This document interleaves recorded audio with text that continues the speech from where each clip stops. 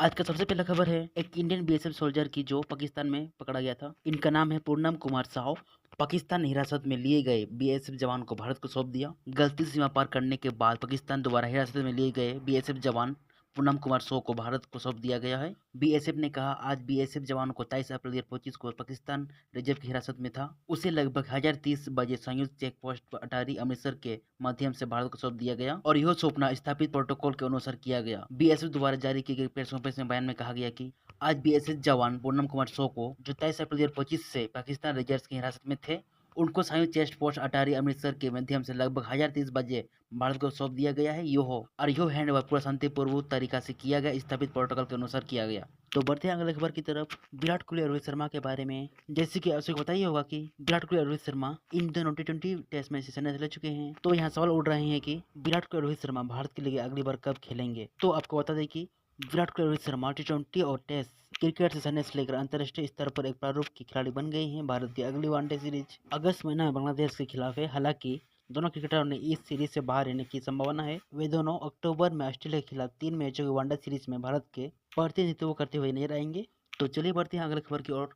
South superstar Vijay Deverakonda इनका upcoming movie kingdom release होने में अभी देरी होगी, क्योंकि विजय देवरकोंडा ने भारत पाकिस्तान तनाव के कारण आगामी फिल्म किंगडम के रिलीज को 4 जुलाई तक टालने की घोषणा की है। विजय देवरकोंडा ने कहा कि हमने मूल तिथि पर बनाए रहने के लिए हर संभव प्रयास किया है, लेकिन देशों में हाल ही में हुई इस घटनाओं और मौजूदा माहौल ने हमारे लिए प्रचार या जश्न को आगे बढ़ाने में मुश्किल बना दिया है। किंगडम पहले 30 मई को रिलीज होने वाली थी, लेकिन अब 4 जुलाई को रिलीज हो सकती है। तो बढ़ते हैं अगली खबर की ओर।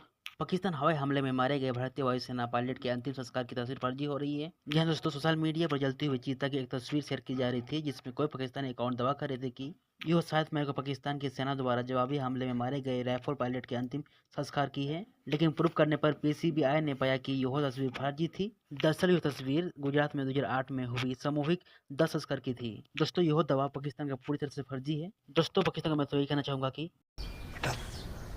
तुमसे ना हो पाएगा।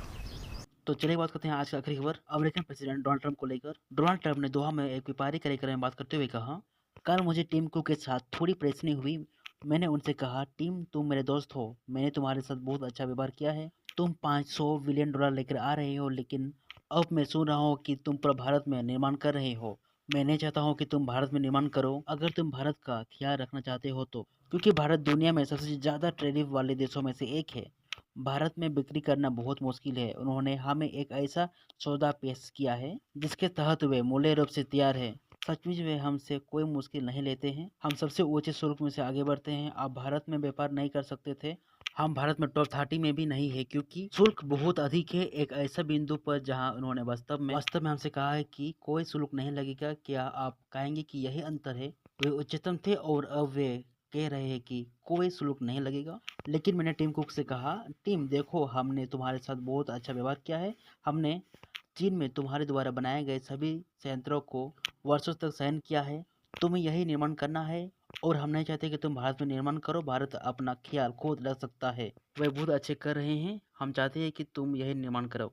तो दोस्तों ट्रंप ने यह बयान भारत के साथ वाशिंगटन के व्यापक व्यापार संबंधों यानी कि border trade relation with India पर चर्चा करते हुए दिया। तो दोस्तों को क्या लगता है, क्या डोनाल्ड ट्रंप ने सही कहा? आप अपने मुझे कमेंट्स में जरूर बताना। तब तक के लिए जय हिंद।